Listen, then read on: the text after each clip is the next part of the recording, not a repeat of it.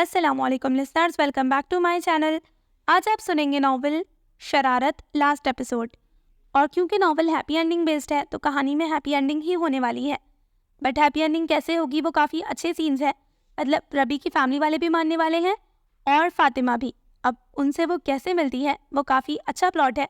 मुझे उम्मीद है कि आपको ये नॉवल और ये एपिसोड खासकर बहुत अच्छा लगेगा। ये पहला एपिसोड है इस पूरे नॉवल में जो काफ़ी हैप्पी सा है, वरना अब तक तो कहानी इतनी सीरियस थी। एक के बाद एक प्रॉब्लम्स ही आ रही थी बेचारे की लाइफ में। हालांकि गलती उसकी भी थी, बट ठीक है, अब यहाँ पर काफ़ी रिलीफ सा फील होने वाला है लिसनर्स को, क्योंकि रबी की लाइफ आहिस्ता आहिस्ता स्टेबल हो रही है। तो ठीक है, फिर शुरू करते हैं हमारे इस नॉवल का लास्ट एपिसोड, जो कि है काफ़ी अच्छा। Let's start it. उसने घर पहुंचकर गाड़ी को ब्रेक लगाए और दरवाज़ा खोलते हुए उसका हाथ पकड़कर उतरने में मदद दी, लेकिन वो उसका हाथ छोड़कर आगे बढ़ गई थी। उसका रुख बेडरूम की तरफ था। अरे आ गए तुम लोग, आरफा बेगम ने उनको आगे पीछे अंदर दाखिल होते देखकर खुशगवारी का इजहार किया था, लेकिन रबी बगैर रुके कहीं ऊपर चली गई थी। अस्सलाम वालेकुम, महरोज ने माँ को सलाम किया। वालेकुम अस्सलाम। रबी को क्या हुआ? शायद तबीयत ठीक नहीं है उसकी, उसने ज़रा लापरवाही से कहा। क्यों, क्या बात है? तबीयत को क्या हुआ है? वो परेशान हुई। परेशानी वाली नहीं, खुशी वाली बात है, उसे आखिर बताना ही पड़ा था। आरफा बेगम चहक उठी। रियली, तुम सच कह रहे हो? आरफा बेगम चहक उठी थी। आप इसे डॉक्टर के पास ले जाएं और कंफर्म करवा लें। उसने कंधे उचकाए। रबी उदास क्यों है? शायद अपने घर वालों की कमी को महसूस कर रही है। इस मौके पर महरोज को उसकी फीलिंग्स का बखूबी अंदाजा हो रहा था। तो कोशिश करो ना कि उसके अम्मी अब्बू मान जाएं, उन्होंने बेटे को मशवरा दिया। हाँ, ये तो मैं भी सोच रहा था कि कुछ तो करना ही पड़ेगा, बल्कि मुझे उनसे माफ़ी मांगनी होगी। इंशाल्लाह मान जाएंगे, तुम कोशिश ज़रूर करना। वो सोफे पर से खड़ी हो गई। कहाँ जा रही हैं? तुम्हारे डैड को खुशखबरी सुनाने, वो मुस्कुराकर बोली और महरोज के चेहरे पर भी मुस्कुराहट बिखर गई थी। मैं किसी डॉक्टर के पास नहीं जाऊंगी, तुम अपनी मॉम को मना कर दो। उसके लहजे में हर थर्मी उतर आई थी। मुझे तुम्हारी नहीं, अपने बच्चे की फिक्र है, महरोज ने उसे जताने वाले अंदाज में कहा था, और रबी के तो तलवों से लगी और सर पर बिछी थी। उसे लगा महरोज बख्त ने उसके जिस्म पर चाबुक दे मारा हो। मुझे तुम्हारी फिक्र की जरूरत भी नहीं है, लानत भेजती हूँ मैं ऐसी फिक्र पर, वह हकारत से बोली। तो मुझे अपने बच्चे की तो फिक्र करने दो ना। वो टाई की नॉट लगाते हुए उसके सामने बेड पर आ बैठा था। बड़ी तकलीफ हो रही है अपने बच्चे के लिए? उसने तमस्खराना नजरों से देखा। बीवी के लिए भी हो रही है यार, ओफ क्या हाल बना लिया है तुमने अपना। वो मोहब्बत पाश नजरों से देखते हुए उसके बाल चेहरे के पीछे हटाते हुए बोला था। तुम्हारा हाल भी अपने जैसा ही बना दूंगी, बेहाल कर दूंगी मैं तुम्हें, वो महरोज बख्त का हाथ झटक कर बोली थी, और वो उसकी बात पर मुस्कुरा दिया था। वो तो तुम कर ही रही हो, दिन भी बर्बाद और रातें भी। यूँ लगता है शादी को 30 साल हो गए हैं, 3 महीनों वाली तो कोई बात ही नजर नहीं आती। अमेरिका में था तो सोचा था कि अपने सारे अरमान और सारे जज्बात, अपनी सारी ख्वाहिशें मशरकी बीवी पर पूरे करूँगा। मर्द होते हुए भी खुद को एक औरत की तरह संभाल कर रखा, कभी जज्बात का पैमाना ना छलकने दिया। और मशरकी बीवी है कि हाथ ही नहीं आती। यार, जो रिश्ता मुझ पर हलाल है उसे हराम तो मत करो। उसने रबी को आहिस्तगी से अपने पास किया था। क्या चाहते हो? रबी ने उसकी आंखों में देखा। वो सब कुछ जो हर शौहर चाहता है। हर शौहर जबरदस्ती का शौहर तो नहीं होता, हर बीवी तुम्हारी तरह जिद्दी और गौसीली भी तो नहीं होती, जबकि कई बीवियां ऐसी भी होती हैं जो शौहर के बड़े बड़े ऐबों को भी ढांप लेती हैं। महरोज ने उसके रवैये का एहसास दिलाना चाहा था। तुमने मेरे ऐब को ढांपा? रबी का छोटा सा सवाल उसे लाजवाब कर गया था। माफ तो कर सकती हो ना? मुझे किसने माफ किया था? तुमने, मॉम डैड ने, मामू ने या फातिमा ने? उस रोज तुम भी तो मेरी गलती को गलती समझकर माफ कर सकते थे, तो फिर आज माफी का लफ्ज जुबान पर लाने वाले तुम कौन होते हो? रबी की आवाज भर्रा गई थी। यानी तुम माफ नहीं करोगी? यकीनन, वो कंधे उचकाकर बोली। اپنے فیصلے میں ذرا سی گنجائش رکھنی چاہیے۔ سید مہروز بخت، یہ بات میں نے تم سے ہی سیکھی ہے کہ اپنے فیصلے میں گنجائش نہیں رکھنی چاہیے۔ اس کا انداز استہزائیہ تھا۔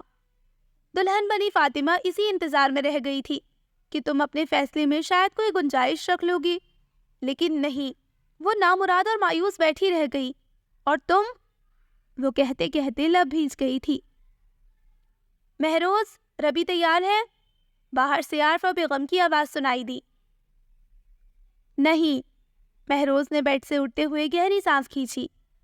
آپ فون کر کے ڈاکٹر کو منع کر دیں کہ ہم لوگ نہیں آ رہے، مہروز دو ٹوک لہجے میں کہتا بریف کیس اور اپنا کوٹ اٹھا کر باہر نکل گیا تھا۔ کہاں جا رہے ہو؟ لاہور۔ واپسی کب تک ہوگی؟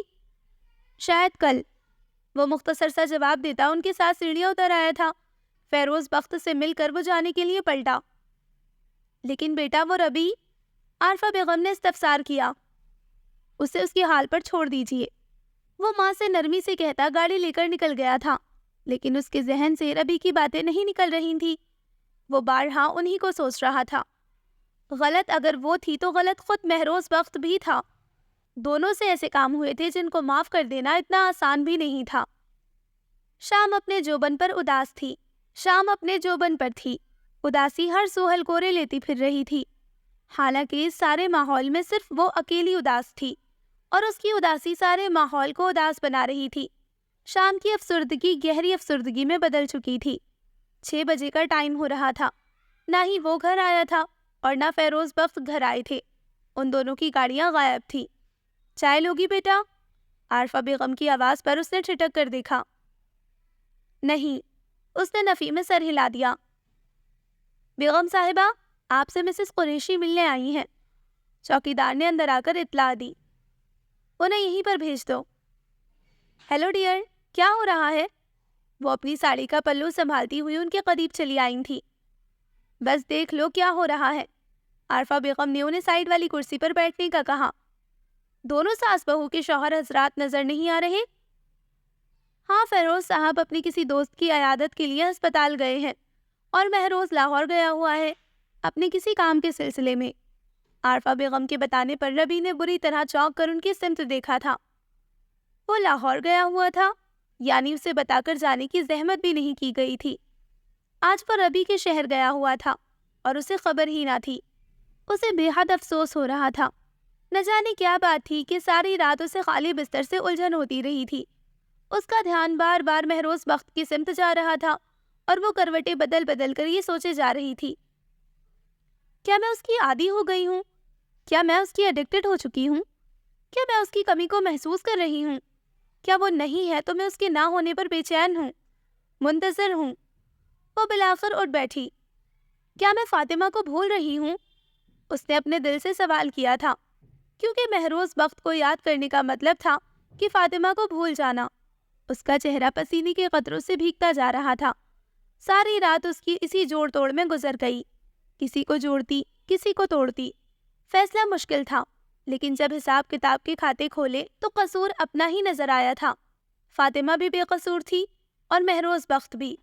بس گناہ گار تھی تو ربی احمد، بس گناہ گار تھی تو ربی احمد، جس کو سارے رشتوں نے چھوڑ دیا تھا۔ وہ ساری رات یوں ہی بے چینی اور بے کلی کا شکار رہی، اور ٹھیک طرح سے سو بھی نہیں پائی تھی۔ صبح بھی وہ جاگی سوئی کیفیت میں ہی رہی تھی جب اس کا سیل گنگنانے لگا۔ ہیلو، مہروز بخت کی سنجیدہ سی آواز سنائی دی۔ وہ خاموش رہی تھی۔ کیسی ہو؟ وہ خاموشی محسوس کر کے بولا۔ ٹھیک ہوں۔ رات کیسی گزری؟ میری یاد نے بے چین کیا؟ میری کمی کو محسوس کیا تھا؟ رات اچھی گزری ہے، سکون اور اطمینان سے۔ تمہاری یاد تو کیا خیال بھی نہیں آیا، اس نے اعتماد سے کہا۔ تم تو جھوٹ بھی کچھ اس طرح سے بولتی ہو کہ بندہ سچ سمجھنے پر مجبور ہو جاتا ہے، لیکن اس بار میں سچ سمجھنے والا بالکل نہیں ہوں۔ اس بار جھوٹ کو جھوٹ اور سچ کو سچ ہی سمجھوں گا۔ مہروز بخت کے اتنے یقین پر ربی ادھر ادھر دیکھ کر رہ گئی تھی۔ میں آج گھر آ رہا ہوں، میری رات بھی اچھی نہیں گزری، اس نے کہہ کر ریسیور رکھ دیا تھا، اور ربی چپ چاپ سیل فون کو دیکھنے لگی۔ وہ ایسا سکون اور اطمینان کہاں سے لاتی جس کا اس کے سامنے ذکر کیا تھا؟ سید مہروز بخت، میں تمہیں دل سے یاد تو کر سکتی ہوں لیکن دل سے معاف نہیں کر سکتی۔ اس نے خود کلامی کے انداز میں کہتے ہوئے گہری سانس کھینچی اور تکیے پر سر رکھ کر پلکیں موند لی تھی۔ حالانکہ باہر سورج کی کرنیں پردوں اور کھڑکیوں سے ٹکرا رہی تھیں۔ آج تمہارے چیک اپ کی ڈیٹ ہے، وہ دراز سے اس کی فائل نکالتے ہوئے بولا۔ جانتی ہوں۔ وہ ڈریسنگ ٹیبل کے سامنے اسٹول پر بیٹھی بالوں میں کنگھی کر رہی تھی۔ تو پھر چلے، ٹائم ہو رہا ہے۔ وہ اس کے قریب آ کر ٹھہر گیا تھا۔ ربی نے اٹھ کر اپنے ارد گرد چادر پھیلائی تھی اور اس کے ساتھ باہر نکل آئی۔ سیڑھیاں اس کا ہاتھ پکڑ کر نیچے اترنے میں مدد کی۔ وہ اسے ساتھ لے کر گاڑی تک آ گیا تھا۔ ربی کا جسم اب خاصا صحت مند لگنے لگا تھا۔ 2 ماہ رہ گئے تھے اس کی ڈیلیوری کو اور مہروز اس کی ہر بات کا دھیان رکھتا تھا۔ اس کے اٹھنے بیٹھنے، چلنے پھرنے، کھانے پینے اور سونے جاگنے تک اسے اس کا خیال رہتا تھا۔ ہر مہینے بعد چیک اپ بھی ریگولر ہو رہا تھا، دوائیں بھی ٹائم پر دیتا تھا۔ اس نے ربی کا خیال رکھنے میں کوئی کسر نہیں چھوڑی تھی۔ اس وقت بھی وہ چیک اپ کے بعد اسے اپنے ساتھ شاپنگ کے لیے لے کر آیا تھا۔ ربی، اچانک ان کے قریب سے نسوانی آواز ابھری۔ ان دونوں نے پلٹ کر دیکھا۔ فاریہ؟ ربی اپنی دوست فاریہ کو دیکھ کر خوشی سے بے یقین ہو گئی تھی۔ ربی، یہ تم ہی ہو نا؟ فاریہ بے ساختہ اس سے لپٹ گئی تھی اور ربی نے بھی اسے بھینچ لیا تھا۔ کہاں غائب ہو گئی تھی تم؟ فاریہ نے شکوہ کیا تھا۔ مجھے تو بس اتنا پتا چلا تھا کہ تم چند دن کے لیے اسلام آباد گئی ہو اپنی کزن فاطمہ کی شادی میں۔ اس کے بعد کیا ہوا کچھ پتا ہی نہ چل سکا۔ باقی سب فرینڈز بھی حیران تھیں کہ ربی اتنی بے وفا نکلی ہے۔ فاریہ بھی اسی کی دوست تھی۔ نان سٹاپ بولنے کی عادت اس میں بھی کوٹ کوٹ کر بھری ہوئی تھی۔ یہ میرے ہسبینڈ ہے، سید مہروز بخت، ربی نے تعارف کروایا۔ سید مہروز بخت؟ لیکن وہ تو فاطمہ کے… فاریہ نام سن کر حیران ہوئی اور پھر ان دونوں کے سنجیدہ چہرے دیکھ کر چپ ہو گئی تھی۔ السلام علیکم، مہروز نے سلام کرنے میں پہل کی۔ وعلیکم السلام، کیسے ہیں آپ؟ فاریہ کو مروت نبھانی پڑی۔ اللہ کا شکر ہے۔ چلیں؟ اس نے مہروز کو دیکھا۔ اوکے فاریہ جی، اجازت دیجیے گا، آپ سے پھر کبھی ملاقات ہوگی۔ آپ سے مل کر اچھا لگا، مہروز نے کہا۔ اپنا نمبر یا ایڈریس تو دیتی جاؤ، کیا دوبارہ سے غائب ہونے کا ارادہ ہے؟ فاریہ نے ربی کو ٹوکا اور وہ اسے نمبر لکھوا کر آگے بڑھ گئی تھی۔ اس کے موڈ پر پھر قنوطیت اتر آئی تھی۔ کھانا کھاؤ گی؟ نہیں، گھر چلو، اس نے انکار کر دیا۔ تم نے صبح سے کچھ نہیں کھایا۔ گھر جا کے کھا لوں گی میں، اب تھک گئی ہوں، گھر جا کر آرام کرنا چاہتی ہوں، وہ گاڑی کی سیٹ سے پشت لگاتے ہوئے بولی تھی۔ اوکے، اس نے گاڑی کی سمت موڑ دی تھی۔ اوہ، تو سارا چکر یہ ہے۔ اس کے ساتھ فلور کشن پر بیٹھی فاریہ ساری حقیقت جاننے کے بعد حیران رہ گئی تھی۔ یہ ضمیر کا بوجھ اور اپنوں کی لعنت شاید میری قسمت میں لکھی ہوئی تھی۔ ربی کا لہجہ بھیگا ہوا تھا، آنسو رخساروں کو بھگو رہے تھے۔ لیکن یار، انکل اور آنٹی کو تمہارا ساتھ دینا چاہیے تھا، غلطی تو کسی سے بھی ہو سکتی ہے، جس کے لیے اللہ تعالیٰ نے معافی کا دروازہ کھلا رکھا ہے۔ تم ان کی اکلوتی بیٹی ہو، انہیں تمہیں معاف کر دینا چاہیے تھا۔ فاریہ کو ربی کی بات سن کر واقعی افسوس اور دکھ ہوا تھا۔ میں نے ان کے اعتماد کو ٹھیس پہنچائی تھی، وہ مجھے کیسے معاف کرتے؟ وہ تنزن بولی۔ تم نے کون سا جان بوجھ کر ایسا کیا تھا؟ یہ سب تو ہنسی مذاق اور شرارت میں ہو گیا تھا۔ وہ جگہ ہنسی مذاق کی نہیں تھی، وہ وقت شرارت کا وقت نہیں تھا۔ مجھ سے بہت بڑی بھول ہو گئی، زندگی کی سب سے بڑی غلطی، جس کا میں کبھی مر کر بھی ازالہ نہیں کر سکتی اور جس کا بوجھ کبھی بھی میرے ضمیر سے نہیں ہٹ سکتا۔ بے شک میں نے مہروز بخت کے ساتھ سمجھوتا کر کے رہنا سیکھ لیا ہے، لیکن اپنے دل کی خلش کو میں اب بھی مٹا نہیں پائی۔ دل میں اب بھی فاطمہ کے نام کا نیزہ پیوست ہے۔ یہ تیر نکلے بھی تو دل میں سوراخ رہ جائے گا۔ وہ دھیمی آواز میں بول رہی تھی اور اس کے آنسو بے آواز بہہ رہے تھے۔ کیسی باتیں کر رہی ہو؟ کہاں گئی وہ ربی جو بڑی بڑی بات کو بھی ہنسی مذاق اور چٹکیوں میں اڑا دیا کرتی تھی؟ وہ ربی فاطمہ کی مہندی کی رات ہی مر گئی تھی۔ اوف، بولتے ہوئے کچھ تو سوچ لیا کرو۔ اگر ایسی ہی ہوتی تو اس کی نوبت تھوڑی نہ آتی، اس روز ہی بولنے سے پہلے سوچ لیتی۔ میری ذرا سی غلطی کسی کے اجڑنے اور اپنے عمر بھر کے پچھتاوے کا سبب نہ بنتی۔ میں کیا کروں فاریہ؟ میں فاطمہ کو بھول کر مہروز بخت کے ساتھ خوش نہیں رہ سکتی، حالانکہ میں خوش رہنا چاہتی ہوں۔ میں خوش ہونے کی خواہش بھی کروں تو خود ہی شرمندہ ہو جاتی ہوں. کسی کی خوشیاں اجاڑ کر خود خوشیاں منانا نہیں آتا یار مجھ سے. وہ بے بسی سے کہہ رہی تھی. تم نے یہ سب دانستہ تو نہیں کیا تھا نا؟ لیکن ہو تو گیا تھا نا. فاطمہ سے ملنے کی بات کرنے کی کوشش تو کرو. کئی بار کر چکی ہوں. پھر کیا کہتی ہے وہ میری بات سنے گی تو کچھ کہے گی نہیں، اور کئی بار تو بات ہی نہیں سنتی. میں فاطمہ سے ملنے کی کوشش کروں؟ فاریہ نے حل سوچا. بیکار ہے. جو لوگ میری بات نہیں سنتے وہ تمہاری کیا سنیں گے؟ شاید سن ہی لیں. فاطمہ نے زور دیا تھا. یقیناً نہیں سنیں گے. وہ میرے اپنے ہیں، میں ان کو اچھی طرح سے جانتی ہوں. ربی کے انداز میں یقین تھا. پھر کیا؟ پھر یہ کہ یہ کرب سہنا ہے. اس نے تلخی سے کہتے ہوئے کندھے اچکائے تھے. خیر چھوڑو، یہ روگ تو عمر بھر کا ہے. لنچ کا ٹائم ہو رہا ہے، میں کھانا لگواتی ہوں. ربی اٹھ کر باہر نکل آئی تھی اور ملازمہ کو کھانا لگانے کا کہنے لگی. مہروز. وہ بہت دیر سے درد برداشت کر رہی تھی، لیکن اس کی چیخ نکل گئی تھی. اس نے اسے پکار ہی لیا تھا. ربی.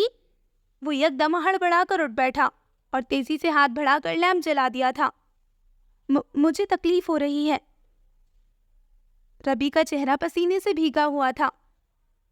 تم ہمت سے کام لو، میں مام کو بلا کر لاتا ہوں. وہ اس کا چہرہ تھپک کر باہر کی سمت لپکا تھا. عارفہ بیگم فوراً نیند سے اٹھ کر بھاگی چلی آئی تھی. ربی کو سنبھالنے تک مہروز گاڑی تیار کر چکا تھا. اس نے ربی کو اٹھا کر گاڑی میں بٹھایا اور عارفہ بیگم پہلے سے تیار بیگ لے کر آ گئی تھی. فیروز بخت بھی ڈرائیور کے ساتھ ان کے پیچھے ہی چلے آئے تھے. رات کے 3 بجے اچھی خاصی افراتفری مچ گئی تھی. لیکن 1 گھنٹے بعد جب مہروز کو بیٹی کی خوشخبری ملی تو وہ ساری افراتفری بھول گیا. اس کی خوشی کا کوئی ٹھکانہ نہیں رہا تھا. نرس نے بچی کو لا کر اس کی گود میں ڈال دیا تھا. سنو سسٹر، اس نے بے ساختہ نرس کو آواز دی. آئی ایم سوری، آپ کی وائف کی حالت خاصی خراب ہے.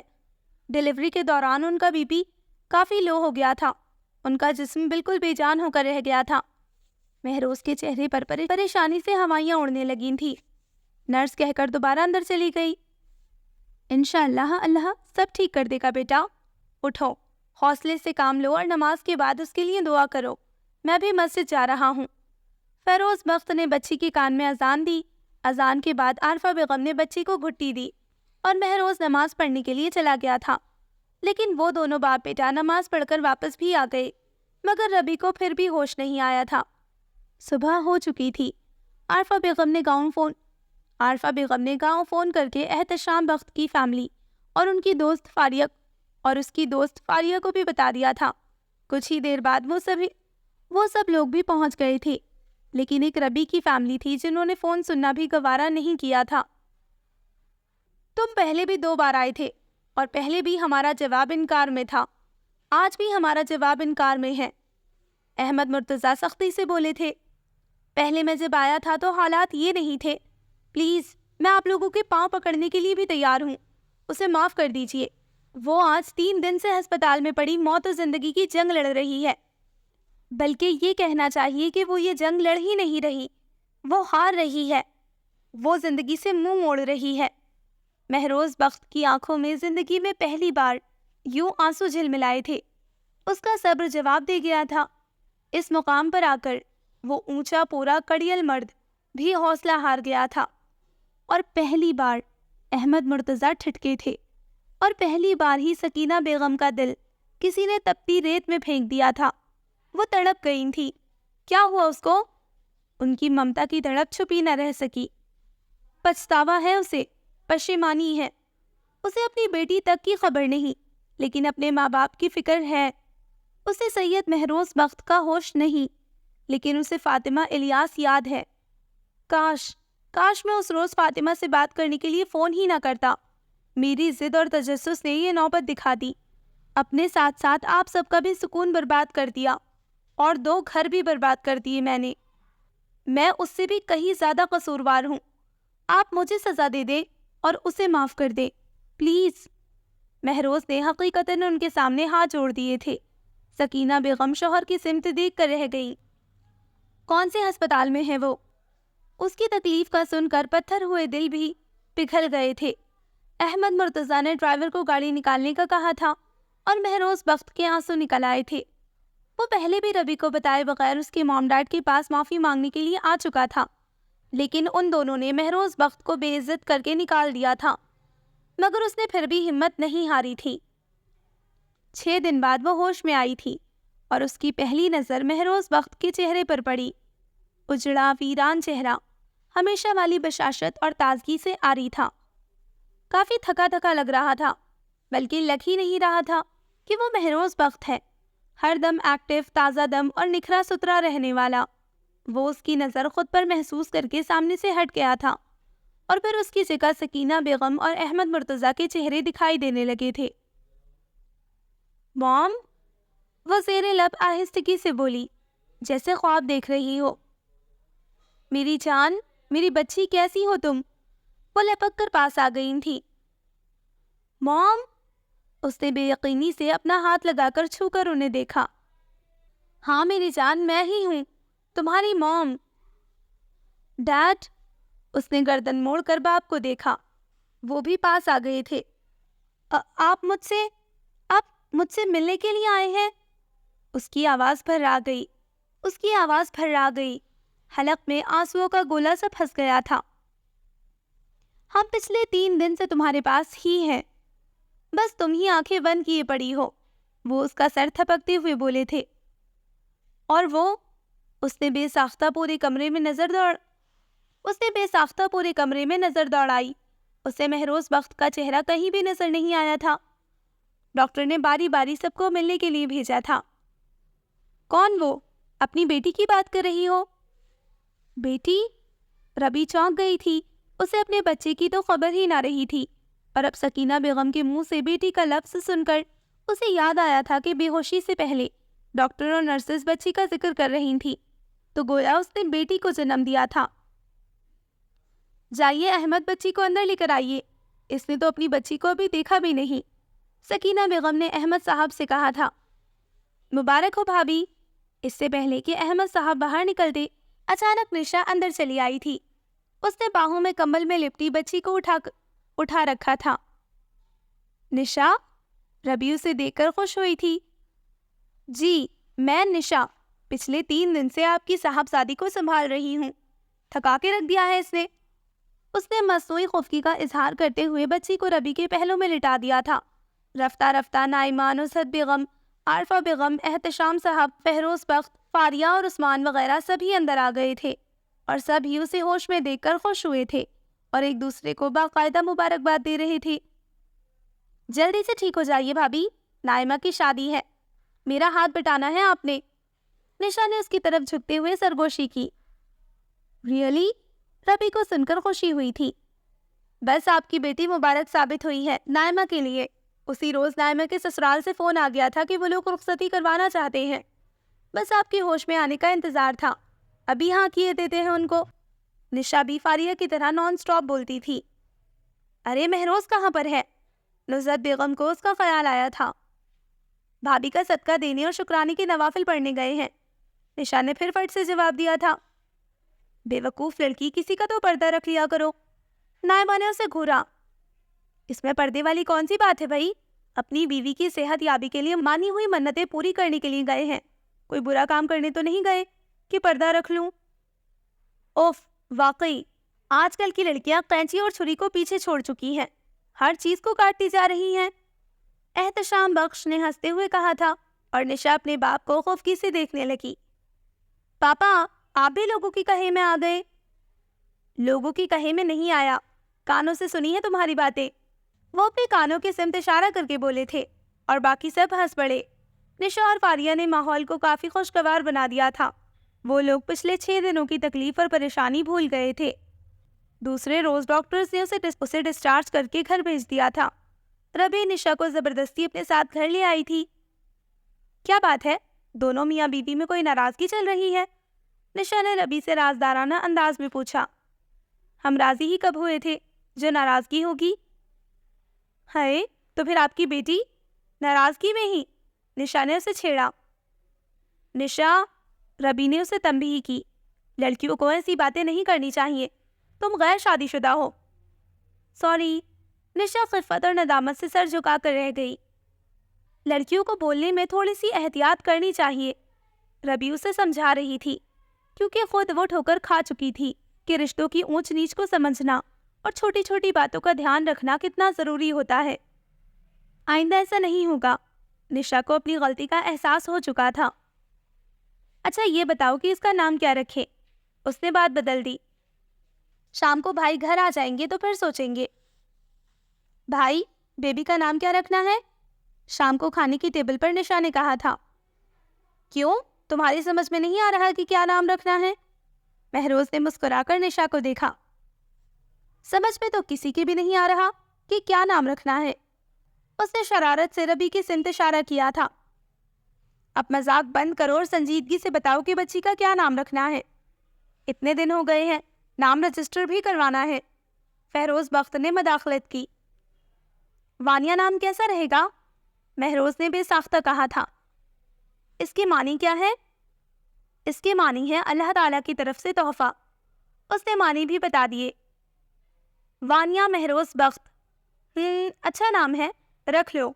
عارفہ بیگم اور فہروز بخت کو بھی نام پسند آ گیا تھا۔ ربی چپ چاپ سر جھکائے کھانا کھانے میں مصروف رہی۔ اس نے کچھ بھی نہیں کہا تھا اور وہ کھانا کھانے کے بعد تھوڑی دیر نشا کے ساتھ باتیں کرتی رہی، پھر بچی کو لے کر بیڈ روم میں آ گئی تھی۔ تمہیں نام پسند نہیں آیا شاید؟ مہروز نے بچی کے چھوٹے چھوٹے ہاتھوں کو اپنی انگلیوں سے چھوتے ہوئے پوچھا۔ میں نے کب کہا کہ مجھے نام پسند نہیں آیا؟ تم کوئی اور نام رکھنا چاہو تو؟ ہاں، اس نے اس بات میں سر ہلایا تھا۔ کیا؟ مہروز نے فوراً پوچھا۔ وانیہ مہروز۔ تھینک یو، مہروز نے شکریہ ادا کیا۔ ایک بات کہوں؟ وہ آہستگی سے بولی۔ بات کہنے کے لیے اجازت کب سے لینے لگی ہو تم؟ جب سے تم نے انجان بننا شروع کر دیا ہے۔ ربی کی نظریں مہروز بخت کے چہرے پر تھی اور مہروز بخت کی نظریں اپنی بیٹی کے چہرے کا طواف کر رہی تھی۔ مجھے بہت پہلے کسی نے بتایا تھا کہ اگر کسی کی توجہ حاصل کرنا چاہتے ہو تو اس سے انجان بن جاؤ، مگر افسوس کہ مجھے یہ بات اب یاد آئی ہے جب میں اپنی توجہ اور اپنی محبت کے سارے خزانے تم پر لٹا چکا ہوں۔ خیر کوئی بات نہیں، ہر بار بھی ناکام تو نہیں گیا۔ مہروز بخت کا انداز کافی شرارتی تھا۔ کیا مطلب؟ ربی نے ٹھٹک کر پوچھا۔ مطلب کو چھوڑو، مطلب میں کیا رکھا ہے؟ ایک بات کے ہزاروں مطلب ہوتے ہیں۔ مہروز نے ہاتھ بڑھا کر اس کا ہاتھ پکڑ لیا تھا۔ تم مجھ سے ناراض تھے؟ اس نے آخر کہہ ہی دیا تھا۔ نہیں، تو پھر مجھ سے نظریں کیوں چراتے پھر رہے ہو؟ پشیمان تھا۔ میں نے ہسپتال میں تمہیں اپنے موم ڈیڈ کے ساتھ خوش دیکھا تو مجھے شدت سے اپنی غلطی کا احساس ہوا تھا۔ کیوں رشتوں میں درار کا سبب بن گیا تھا۔ یہ سب قسمت میں لکھا تھا۔ ربی نے ہمیشہ سے دہرائے جانے والے الفاظ دہرائے تھے۔ تم مان چکی ہو اس چیز کو؟ ہاں مان چکی ہوں، لیکن فاطمہ نام کا تیر میرے دل سے اب بھی نہیں نکلا۔ جو شرمندگی، جو ندامت، جو کسک مجھے اس کی طرف سے ہوتی ہے وہ میرے دل سے کبھی نہیں جا سکتی۔ ربی کا ضمیر اب بھی مطمئن نہیں تھا۔ وہ اتنی خوشیوں میں بھی غیر مطمئن رہتی تھی۔ ادھر آؤ ذرا۔ مہروز بخت نے اسے قریب آنے کا اشارہ کیا اور جیسے ہی ربی اس کے پاس آئی اس نے اسے بازوؤں کے گھیرے میں لیا تھا۔ زندگی کے کسی نہ کسی مقام پر فاطمہ کا تیر بھی تمہارے دل سے نکل جائے گا۔ اللہ سے اس کے لیے دعا کیا کرو، وقت بہت سی تبدیلیاں لاتا ہے۔ اس نے ربی کو تسلی دی۔ اب تم اپنے آپ کو ہی دیکھ لو، پہلے میں تمہارے پاس آتا تھا تو تم دور بھاگتی تھی، اور اب میں دور بیٹھا ہوتا ہوں تو تم پاس آ جاتی ہو۔ مہروز پٹری سے اتر گیا تھا۔ ربی بدک گئی۔ کیا کہا؟ وہ دبے لہجے میں چیخ اٹھی۔ یہی کہ میں اپنی بیٹی کو پیار کر رہا ہوں اور تم جان بوجھ کر میری توجہ اپنی سمت کھینچ رہی ہو۔ مہروز نے اسے سرتپا گھورتی نظروں سے دیکھا۔ تم نے خود مجھے اپنے پاس بلایا تھا۔ مجھے کیا پتا تھا کہ تم آ ہی جاؤ گی؟ اس نے مسکراہٹ دباتے ہوئے کہا۔ مہروز بخت، اس نے مہروز کے بال دبوچ لیے تھے، تبھی وانیہ نے رونا شروع کر دیا۔ اس سے پہلے کہ مہروز کا موڈ کچھ اور چینج ہوتا، وانیہ کی چیخ و پکار نے اس کی ساری مستی اور سارا رومانس اڑن چھو کر دیا تھا۔ ربی بیٹا، مہروز کا فون ہے، جلدی آؤ۔ سکینہ بیگم کی آواز سنائی دی۔ آ رہی ہوں۔ وہ چپکے سے لاؤنج پہ آ گئی۔ السلام علیکم۔ وعلیکم السلام، کیسی ہو؟ ٹھیک ہوں، اس نے مختصر کہا۔ کیا بات ہے، موڈ کیوں آف ہے؟ مہروز جان چکا تھا۔ تمہاری لاڈلی نے میرا سیل فون توڑ دیا ہے، سیڑھیوں سے نیچے پھینک کر۔ اس نے ہمیشہ کی طرح شکایت کی تھی۔ کوئی بات نہیں، سم تو بچ گئی ہوگی، سیل نیا لے لیں گے، لیٹسٹ ماڈل کا، جو بھی تمہیں پسند ہو۔ مہروز نے اسے بہلایا تھا۔ اینی وے، تم یہ بتاؤ کہ گھر کب آ رہی ہو؟ گھر ابھی 5 دن تو ہوئے ہیں آئے ہوئے۔ یار گھر بہت خالی خالی سے لگ رہا ہے، مام ڈیڈ تم دونوں کو مس کر رہے ہیں۔ میرے جانے کے بعد میرے مام ڈیڈ کو بھی تو گھر بہت خالی خالی سے لگتا ہوگا۔ ربی اپنے ماں باپ کے لیے اداس ہوئی تھی۔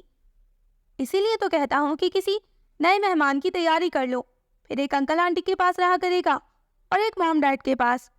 اس نے اسے اپنے مطلب کا مشورہ دیا تھا۔ پھر تم کہو گے کہ تیسرے کی تیاری کر لو، جو ہمارے پاس رہا کرے گا۔ ربی کے برجستہ جواب پر وہ قہقہہ لگا کر ہنس پڑا۔ بہت تیز ہو یار تم، اسی لیے تو میں تمہارے ہاتھوں بے وقوف بن گیا تھا، اور اب ہر روز میں بے وقوف بنتی ہوں تمہاری چکنی چپڑی باتوں میں آ کر۔ اس نے اعتراف کیا تو وہ پھر سے ہنس دیا۔ پھر گھر کب آ رہی ہو؟ ڈیڈ گھر آ جائیں تو ان سے کہتی ہوں کہ وہ سیٹ ریزرو کروا دے۔ مہروز نے فون رکھ دیا تھا۔ جہاز کی پرواز کرنے میں بہت کم ٹائم رہ گیا تھا جب وہ اپنی سیٹ پر پہنچی۔ وانیا کو دونوں بازوؤں میں بمشکل اس نے اٹھا رکھا تھا، کندھے پر بیگ جھول رہا تھا۔ وہ اپنی سانس ہموار کرتی ہوئی سیٹ پر بیٹھ گئی تھی اور وانیا کو گود میں بٹھا لیا تھا۔ مما وہ بیبی، وانیا نے کسی بچی کی سمت اشارہ کیا تھا۔ ہاں وہ چھوٹا سا بھائی ہے، ربی نے جھک کر کہا اور وانیا کا گال چوم کر اسے گدگدایا تھا۔ وہ بچہ بھی وانیا کی سمت ہمک رہا تھا، شاید وہ بھی کھیلنا چاہتا تھا۔ بلاخر وانیا نے اس کا ہاتھ پکڑ کر اسے اپنی سمت کھینچ لیا تھا اور وہ بچہ وانیا کی گرفت سے رو پڑا۔ او آئی ایم سوری، یہ بس کھیلنے کی ضد کر رہی ہے۔ ربی نے گاؤن اور حجاب میں لپٹی لڑکی سے معذرت کی، جو یقیناً اس بچے کی ماں تھی، کیونکہ بچہ اس کی گود میں بیٹھا ہوا تھا۔ اٹس اوکے، لیکن کبھی کبھی کھیل کھیل میں زندگی داؤ پر لگ جاتی ہے، اس لڑکی نے آہستگی سے جواب دیا تھا، لیکن ربی کی سماعتوں پر حیرت بے یقینی کا بم پھٹا تھا۔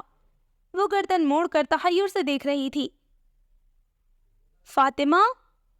ربی اسے اس کی آواز سے پہچان گئی تھی، حالانکہ اس نے 2.5-3 سال بعد اس کی آواز سنی تھی۔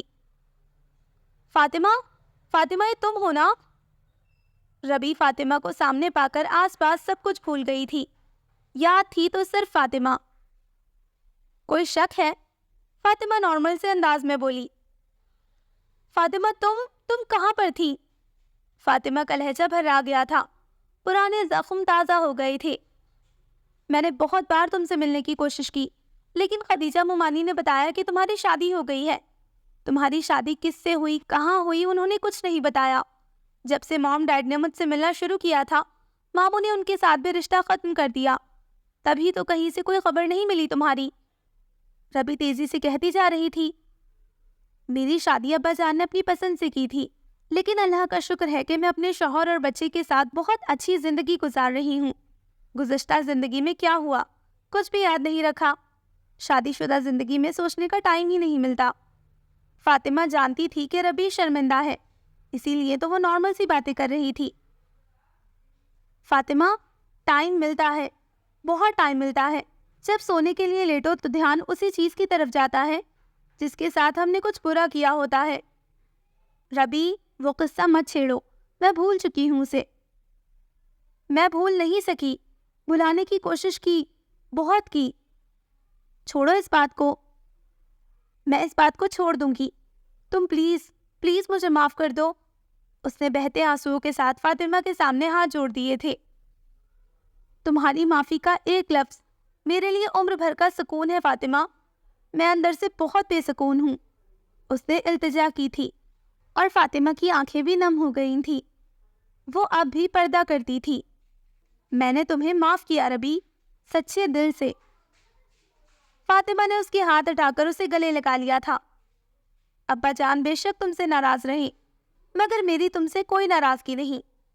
ہاں، شروع میں بہت دکھ ہوا تھا، بہت درد ہوا تھا، لیکن اب جب سے شادی ہوئی ہے تو پتہ چلا ہے کہ میری قسمت تو یہی تھی، وہ نہیں، وہ تو تمہاری قسمت تھی۔ ربی نے بلک بلک کر روتے ہوئے اپنے سارے آنسو بہا دیے تھے۔ بہت سے لوگ ان کی سمت متوجہ ہو گئے تھے۔ سنبھالو اپنے آپ کو، فاطمہ نے اسے خود سے لگا لیا تھا۔ Thank you Fatima, thank you so much. ربی نے اس کے ہاتھ چوم لیے تھے۔ 2-3 سال بعد اس نے کھل کر سانس لیا تھا۔ اسے اپنا آپ ہلکا پھلکا محسوس ہو رہا تھا۔ فاطمہ اپنے شوہر کے ساتھ بہت خوش تھی، اسی لیے بار بار اس کی باتیں سنا رہی تھی۔ اس کے شوہر کا تعلق کافی اچھی فیملی سے تھا۔ وہ کراچی میں ہوتی تھی اور آج فاطمہ اپنے میکے جا رہی تھی ماں باپ سے ملنے، اور ربی گھر آ رہی تھی ماں باپ سے مل کر۔ اسلام آباد ایئرپورٹ پر وہ باہر آئی تو سامنے ہی مہروز بخت کھڑا تھا۔ فاطمہ ایک نظر اسے دیکھ کر دوسری طرف بڑھ گئی جہاں صوفی الیاس صاحب کھڑے تھے۔ کس کو دیکھ رہی ہو؟ مہروز ربی کے پاس آ گیا تھا۔ فاطمہ کو۔ فاطمہ؟ وہ ٹھٹکا۔ وہ ماموں کے ساتھ جا رہی ہے۔ اس نے ربی کی نظروں کے تعاقب میں دیکھا، وہ مکمل حجاب میں لپٹی تھی۔ آج فاطمہ نے مجھے میری زندگی بخش دی۔ ربی اس کی کندھے پر سر رکھتے ہوئے آہستگی سے بولی تھی، لیکن اس کی آواز سے آسودگی ظاہر ہو رہی تھی۔ اور مہروز وقت بے ساختہ اللہ کا شکر ادا کرتا اسے ساتھ لے کر پارکنگ ایریا میں آ گیا تھا۔ وانیہ کو اس نے بازوؤں میں اٹھا رکھا تھا۔ اس بار لاہور جا کر تمہیں میں نے بہت مس کیا، وہ گاڑی میں بیٹھتے ہوئے بولی تھی۔ کیوں؟ بس ایسے ہی، تم پر پیار آ رہا تھا۔ تو ابھی کر لو۔ نہیں ابھی نہیں، اب گھر جا کر۔ تو پھر جلدی چلو۔ اس نے گاڑی کی سپیڈ بڑھا دی اور ربی کھلکھلا کر ہنس پڑی تھی، جبکہ وانیہ ان کی ہنسی پر تالیاں بجا رہی تھی۔ So listeners, this was the end of the novel شرارت۔ I hope آپ کو یہ ناول اچھا لگا ہوگا۔ کافی سیریس، کمپلیکیٹڈ لیکن اچھی سٹوری تھی۔ یہ بتاتی ہے کہ زندگی میں آپ کو سوچ سمجھ کر بولنا چاہیے اور سوچ سمجھ کر ہی کام کرنا چاہیے۔ تو ٹھیک ہے، پھر مجھے تو ناول بہت اچھا لگا، مجھے یقین ہے کہ آپ کو بھی اچھا لگا ہوگا۔ انشاءاللہ جلد ملتے ہیں کسی نئے ناول کے ساتھ۔ تب تک اپنا خیال رکھیں، دعاؤں میں یاد رکھیں۔ اللہ حافظ۔